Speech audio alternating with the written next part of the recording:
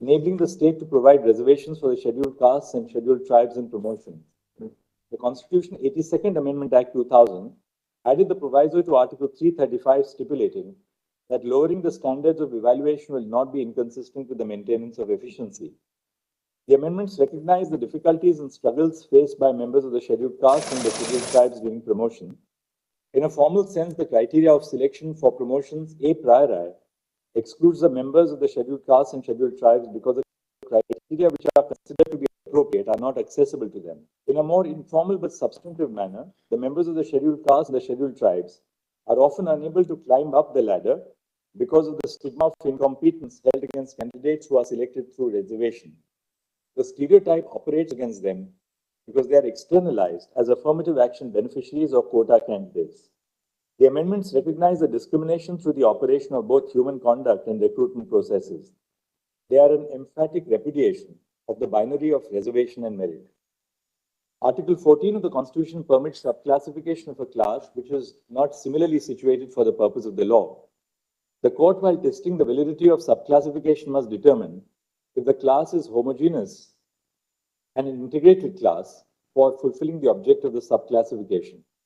A class which is not integrated for the purpose can be further classified upon the fulfillment of the two-pronged intelligible differentia standard. In Indra Sawhney, this court did not limit the application of subclassification only to the other backward class.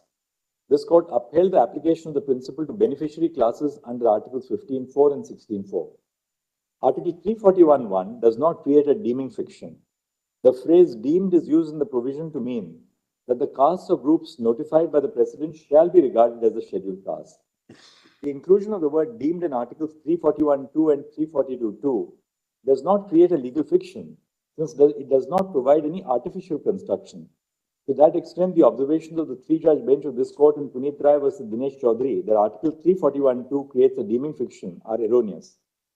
Even if it is accepted that the deeming fiction is used for the creation of a constitutional identity, the fiction can neither be extended to other purposes, nor can it create legal consequences that do not logically flow from the fiction.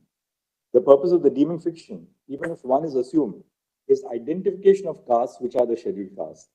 The inclusion of certain castes within the scheduled caste category is only to demarcate them from other castes which are not included in the category. The inclusion does not automatically lead to the formation of a uniform and internally homogeneous class which cannot be further classified. Subclassification within the scheduled castes does not violate Article 341.2 because the castes are not per se included in or excluded from the list. Subclassification would violate the provision only when either preference or exclusive benefit is provided to certain castes or groups of the scheduled castes over all the seats reserved for the class. Historical and empirical evidence indicates that the scheduled castes are not a homogeneous class. A. The depressed classes were identified based on the notion of untouchability and not in the literal sense of the term. The effect of adopting the notional and not the literal test is that the social condition of all the castes included within the depressed classes is not uniform. And B.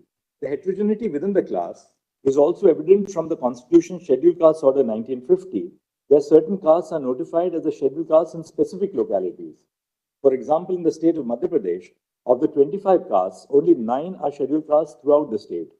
The criteria used to identify the scheduled caste itself indicates that the endeavor was not to include all castes that suffered from identical forms of untouchability.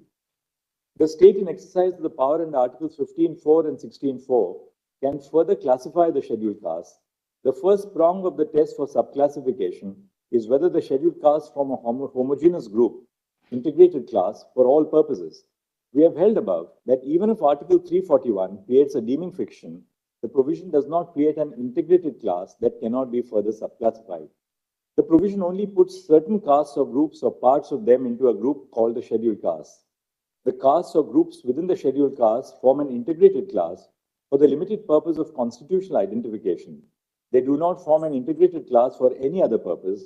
We have also established through historical and empirical evidence that the scheduled castes notified by the President under Article 341 are a heterogeneous class where groups within the class suffer from varying degrees of social backwardness.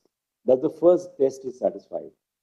The state, in exercise of its power under Articles 15 and 16, is free to identify the different degrees of social backwardness and provide special provisions such as reservation to achieve the specific degree of harm identified. If the scheduled castes are not similarly situated for the purpose of the law or the specific harm identified, there is nothing in Articles 15, 16, and 341 which prevents the state from applying the principle of subclassification of the class.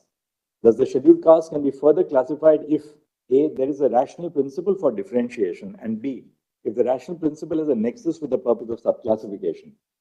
The scope of subclassification of the scheduled caste is summarized below. A, since the purpose of Articles 15.4 and 16.4 is to ensure equality of opportunity of the socially backward classes, the criterion for subclassification within a class, be it the other backward classes or the scheduled castes or tribes, must be an indicator of social backwardness. And B, since the state can use any yardstick to determine inter se backwardness, it is not necessary that the criteria for subclassification and the criteria used to distinguish the class from the other classes must be the same. That is, that the criteria for recognizing the scheduled caste as a backward class is untouchability. It is not necessary that the group can be subclassified only if there is inter se backwardness due to the same identity, that is untouchability. The course of action adopted by the state is subject to judicial review when faced with a constitutional challenge.